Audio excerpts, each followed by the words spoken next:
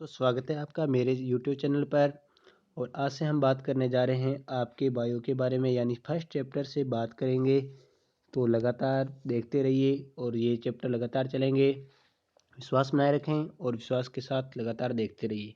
आज स्टार्ट करने जा रहे हैं 10वीं के साइंस का फर्स्ट चैप्टर है भोजन एवं मानव स्वास्थ्य। और भोजन एवं मानव स्वास्थ्य के अंदर हम देखेंगे सबसे पहले भोजन के बारे में। भोजन में हम पढ़ेंगे कुपोषण, संतुलित भोजन और संतुलित भोजन के क्या फ़ायदे हैं। साथ में हम देखेंगे कि कुपोषण के प्रकार। मानव स्वास्थ्य के अंदर हम पढ़ेंगे कि मानव स्वास्थ्य के ऊपर भोजन का क्या प्रभाव पड़ता है। तो हम शुरुआत करते हैं अभी सबसे पहले पोषण की। पोषण एक ऐसी प्रक्रिया है जिसमें मनुष्य ऐसे पदार्थों को ग्रहण करता है जिससे उसकी समस्त जैविक क्रियाओं का संचालन होता है। तो यहाँ पे मनुष्य ऐसे पदार्थों को ग्रहण करता है, तो पदार्थों से इनका मतलब है कि संतुलित भोजन के अंदर देखिए अभी वह भोजन जिसमें सभी आवश्यक पोषक तत्व कौन कौन से हैं। कार्बोहाइड्रेट, प्रोटीन, वसा, खनिज लवण, विटामिन तथा जल जिनमें उपलब्ध हों वो क्या कहलाते हैं, संतुलित भोजन। वह भोजन जिसमें सभी आवश्यक पोषक तत्व कौन कौन से हों, कार्बोहाइड्रेट, प्रोटीन, वसा, खनिज लवण तथा विटामिन उपलब्ध हों, क्या कहलाते हैं, संतुलित भोजन। और संतुलित भोजन के क्या क्या लाभ हैं हम देखेंगे अभी। संतुलित भोजन के लाभ हैं कि इससे शरीर क्या है, मजबूत बनता है, रोग प्रतिरोध क्षमता क्या है, बढ़ती है, दिमाग तेज और शरीर स्वस्थ रहता है। ये है संतुलित भोजन के लाभ। इसका अगर हम विपरीत देखें तो असंतुलित के अंदर हम देखेंगे कि असंतुलित के अंदर थोड़ा सा सही नहीं लिखा गया। असंतुलित के अंदर वह भोजन जिसमें एक या एक से अधिक पोषक तत्वों की कमी हो तो वो क्या कहलाएगा, असंतुलित भोजन। और असंतुलित भोजन के अंदर कभी फायदे नहीं होते, इसके सिर्फ नुकसान होते हैं। तो नुकसान क्या होंगे, इसके थोड़े से विपरीत हो जाएंगे कि शरीर मजबूत नहीं बनता, शरीर क्या बनता है, कमज़ोर बनता है, रोग प्रतिरोध क्षमता क्या है, कम हो जाती है, दिमाग कम होता है और शरीर क्या है, अस्वस्थ रहता है। तो इसके बाद में आता है कुपोषण। कुपोषण और असंतुलित भोजन की परिभाषा तो सिमिलर है, लेकिन उसमें क्या है, कभी कभार भोजन के अंदर पोषक तत्वों की कमी हो, लेकिन कुपोषण के अंदर लंबे समय तक लंबे समय तक जब पोषण में किसी एक या एक से अधिक पोषक तत्वों की कमी हो जाए तो उसे क्या कहते हैं, कुपोषण कहते हैं।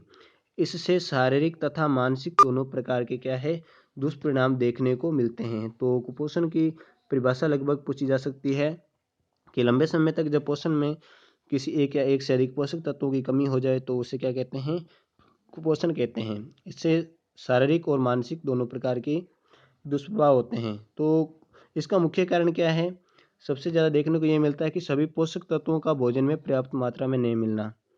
और दूसरा बात सबसे है कि बुरी आदतों के कारण संतुलित भोजन का उचित उपयोग नहीं होना। थोड़ा सा उपयोग गलत लिखा हुआ है, सॉरी। तो कुपोषण के कुछ यहाँ पे प्रकार दिए हैं। सबसे पहले हमने यहाँ देखा कि इसकी परिभाषा कुपोषण की, फिर इसके क्या है, क्या कारण है कि कुपोषण भोजन ग्रहण करते हैं, और इस कुपोषण के कुछ प्रकार हैं। विटामिन कुपोषण, प्रोटीन कुपोषण, खनिज कुपोषण। तो सबसे पहले हम देखते हैं विटामिन कुपोषण। विटामिन कुपोषण के अंदर हम देखेंगे कि विटामिन भोजन का एक प्रमुख पोषक तत्व है। विटामिन जीवन रक्षक होते हैं जो शरीर को सही ढंग से कार्य करने की शक्ति देते हैं।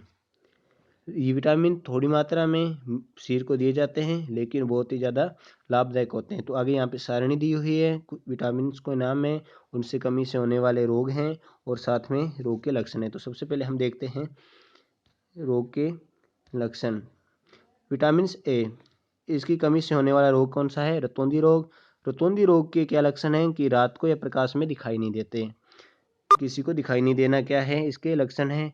विटामिन B1, इसको थायमिन नाम से भी जाना जाता है। इसकी कमी से होने वाला रोग कौन सा है, बेरी रोग। हृदय की धड़कन क्या हो जाती है, कम हो जाती है, कम पेशी तथा तंत्रिका तंत्र कमजोर हो जाता है।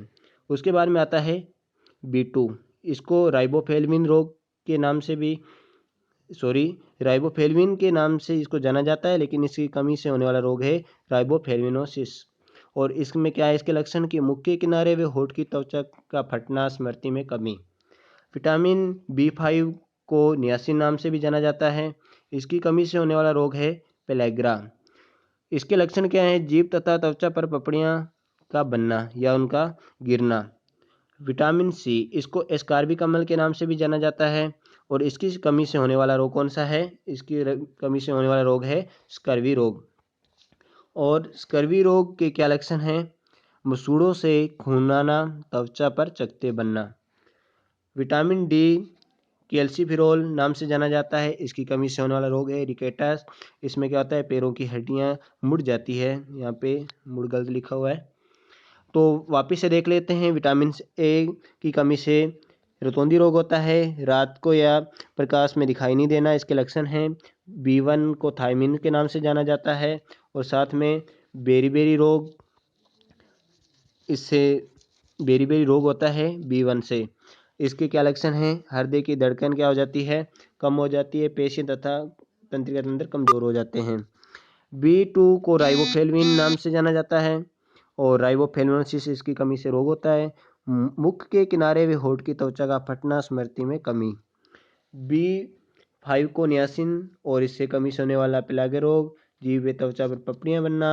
विटामिन C एस्कार्बिक अम्ल, इसकी कमी से होने वाला स्कर्वी रोग, मसूड़ों से खून आना, त्वचा पर चकत्ते बनना।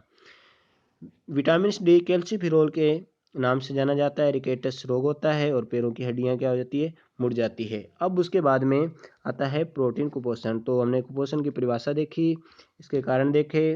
कुपोषण के प्रकार तीन प्रकार के बाद में सबसे पहले हमने देखा विटामिन कुपोषण। अब देखते हैं प्रोटीन कुपोषण। इसकी भी वैसी परिभाषा है। प्रोटीन भोजन का प्रमुख पोषक तत्व है। यदि भोजन में प्रोटीन पर्याप्त मात्रा में उपलब्ध ना हो तो व्यक्ति कुपोषण का शिकार हो जाता है। प्रोटीन की कमी से होने वाले ये रोग हैं।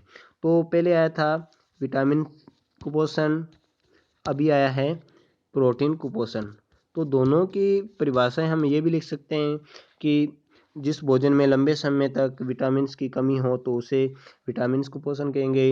जिस भोजन में प्रोटीन की लंबे समय तक कमी हो तो वो कौन सा हो जाएगा? प्रोटीन कुपोषण।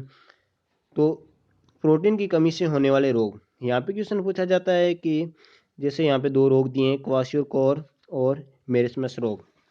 ये प्रोटीन की कमी से होने वाले दो रोग हैं।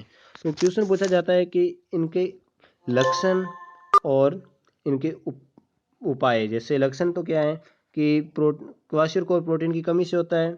बच्चे का पेट फूल जाना, भूख कम लगना, स्वभाव चिड़चिड़ा रहना, त्वचा पीली पड़ जाना, शुष्क काली धब्बेदार होकर फटने लगती, जैसे यहाँ पे एक चित्र में दिखाया हुआ है।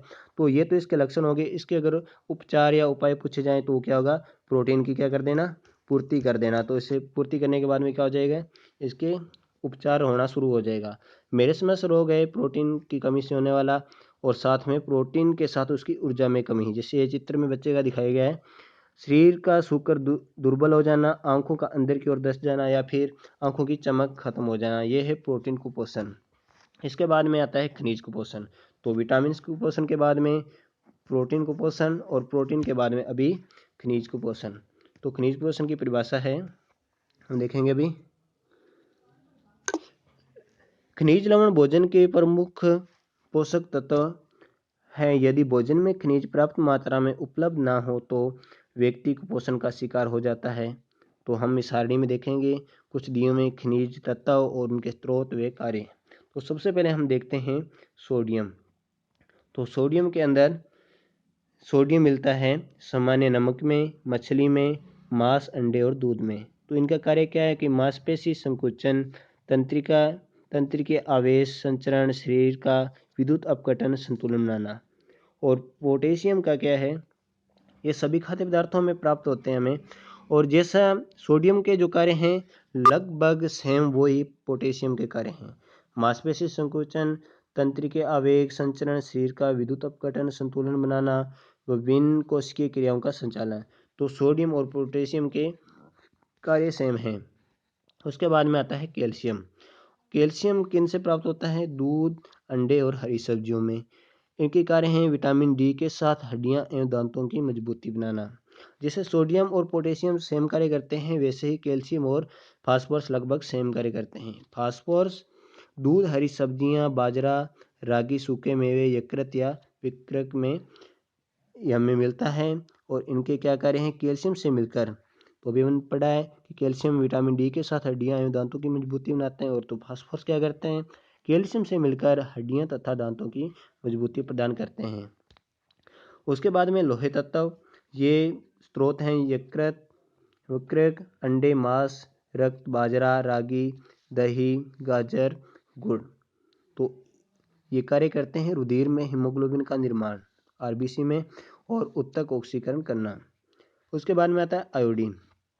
ये नमक, समुद्री भोजन, हरे पत्तों वाली सब्जियां, लवण, जलीय मछली, जामुन, काला नमक, तो ये क्या करता है, थायरोक्सिन हार्मोन के निर्माण में सहायक है।